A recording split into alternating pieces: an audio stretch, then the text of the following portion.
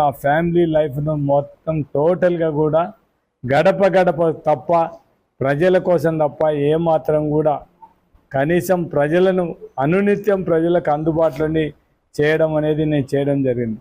దానికి కూడా నేను ఇప్పుడు బాధపడడం లేదు. ఓటమి గెలుపు దైవాధీనం.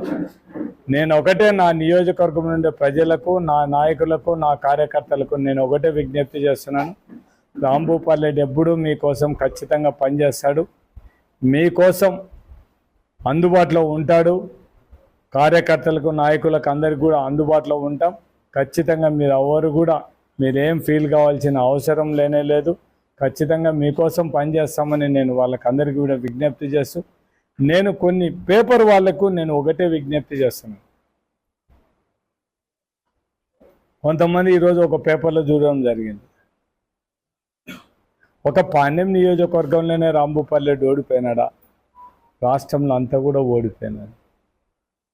రాసేవాళ్ళు కూడా కనీసం వైఎస్ఆర్సీపీ పార్టీకి 40% ఓట్లు వచ్చినాయి. మేము నష్టపోయినది ఎక్కడ? మా ముఖ్యమంత్రి మా మాటని, అధికారులు మా మాట వినింటే మాత్రం మేము ల్యాండ్ టైటిల్ యాక్ట్ మనల్ని కొంప ముంచుతుంది. మేము ఆ రోజు కూడా చెప్పాం, గడప గడపలో తిరిగేటప్పుడు ప్రతి ఒక్కరు కూడా మమ్మల్ని అడుగుతున్నారు, మీరు దీన్ని మొత్తం ల్యాండ్ టైటిల్ యాక్ట్ని ఇప్పుడే వద్దు, దాన్ని ఇప్పుడు ఎలక్షన్ అయిపోయిన వరకు దాని గురించి ఆలోచన చేయొద్దంటే మాత్రం ఎవ్వరు కూడా పట్టింది. దాన్ని మా వాళ్ళు సమర్థించడానికి చూసినారు, కానీ తెలుగుదేశం వాళ్ళు పని కట్టుకొని నామినేషన్ వేసిన విత్రాయిల వరకు కూడా పాణ్యం నియోజకవర్గంలో రాంభూపాల్ రెడ్డి గెలిచాడని.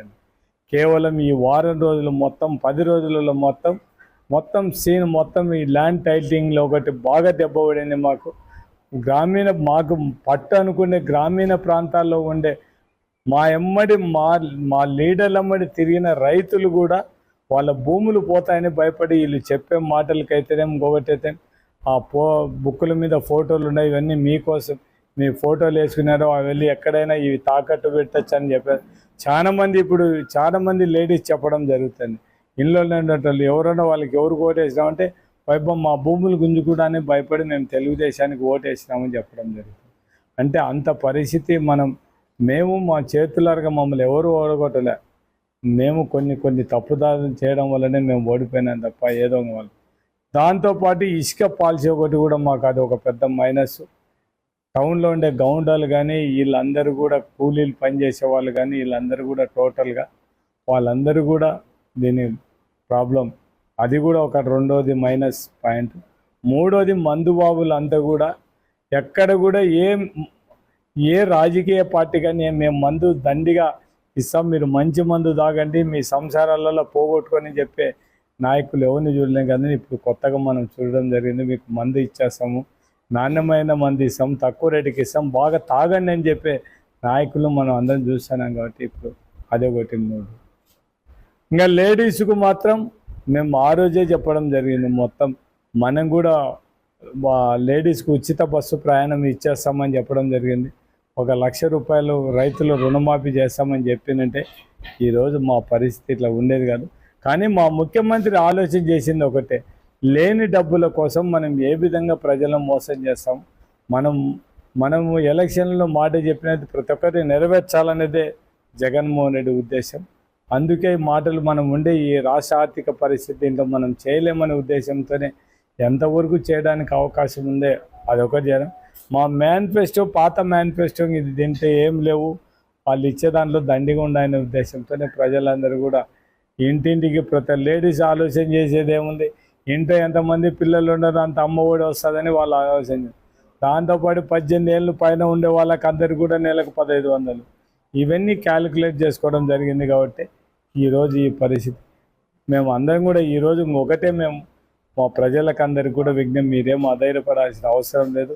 ఖచ్చితంగా ఇంతకుముందు ఏ విధంగా పాణ్యం నియోజకవర్గం నుండి ప్రజల కోసం పనిచేసి మొత్తం ప్రజలకు అందుబాటులో ఉన్నాం, ఇప్పుడు కూడా అదే విధంగా ఉంటాం. మా నాయకునికి మేమందరం అండగా ఉంటాం, కార్యకర్తలకు అండగా ఉంటాం, మా నాయకులకు అండగా ఉంటాం, ప్రజలకు కూడా అండగా ఉంటాం. మేము ఒక 6 నెలల వరకు ఏం మాట్లాడదలుచుకోలేదు. తెలుగుదేశం ఇచ్చిన సూపర్ 6 పథకాలన్నీ కూడా ప్రజలకు ఏ విధంగా అందియగలరు ఇలా అందరికీ కూడా ఇస్తామని చెప్పినారు. మేము అంతకుముందు కులం చూడలేదు, మతం చూడలేదు, పార్టీ చూడలేదు. ఇప్పుడు కూడా అదే విధంగా వస్తాయా రావనే చూడాలి. కేవలం కొంతమందికి ఇస్తారా లేకుంటే అందరికి ఇస్తారా అనేది మాత్రం చూసిన తర్వాత ప్రజలకు అన్యాయం జరిగితే ఖచ్చితంగా ఒక 5 నెలలు 6 నెలలు వీళ్ళు ఎట్లా పరిపాలన చేస్తారని చూసిన తర్వాత మాత్రం ఖచ్చితంగా ప్రజల్లో ఇవ్వడానికి మేము సిద్ధంగా ఉంటాం. దాంతోపాటు మా కార్యకర్తలు నాయకులు అందరినీ కూడా మా వెంట తీసుకొని పోయి మొత్తం ప్రజలకు ఏది మంచి జరిగితే దానికోసం ఫైట్ చేయడానికి మేము సిద్ధంగా ఉంటాం. నేను గెలిచిన వాళ్ళని కూడా తెలుగుదేశం నాయకులను కోరేది ఒకటే, మేము 2019లో గెలిచినప్పుడు ఇట్లా హరాస్మెంట్ చేయలేదు, ఇళ్ళ మీదకి పోయి శిలాపలకాలు పగలగొట్టడం ఇవన్నీ ఏం చేయలేదు. మీరు అది చేసే మొత్తం మళ్ళీ చరిత్ర మళ్ళీ ఒకసారి పునరావృతయ్యే పరిస్థితి. ఎవరైనా గెలిచిన మామూలుగా సహజం ఎక్కడ ఉంటే ఓడిపోయినాడు కోపం తట్టుకోలేక నాకు ఓట్లు వేయలేదని వాళ్ళ మీదకి పోయేది ఉంటుంది. కానీ ఇది రివర్స్ ట్రెండ్ చూసాను. గెలిచినోడు ఓడిపోయిన వాళ్ళ మీదకి, మామూలుగా అయితే గెలిచిన వాళ్ళు ఇళ్ళ మీదకి ఓడిపోయిన వాళ్ళు మాకు అన్యాయం జరిగింది, మాకు ఓట్లు వేయలేదని మీరు మమ్మల్ని మోసం చేసినారని పోవాల్సిందే. రివర్స్ వీళ్ళంతా మొత్తం మేము గెలిచినామని బలం చూపించుకోవడానికి ఇళ్ళ మీదకి పోవడం ఇది ఎంతవరకు సంబంధించి ఇది ప్రజాస్వామ్యం ఇప్పటికైనా మించిపోయేం లేదు. మీరు ప్రజలకు మంచి చేయండి, మేము కూడా సపోర్ట్ చేస్తాం తప్ప ఇటువంటి దౌర్జన్యాలు చేసి వాళ్ళని వీళ్ళని బెదిరిస్తే మాత్రం చాలా కష్టమైపోతుంది. ఇది ప్రజాస్వామ్యము.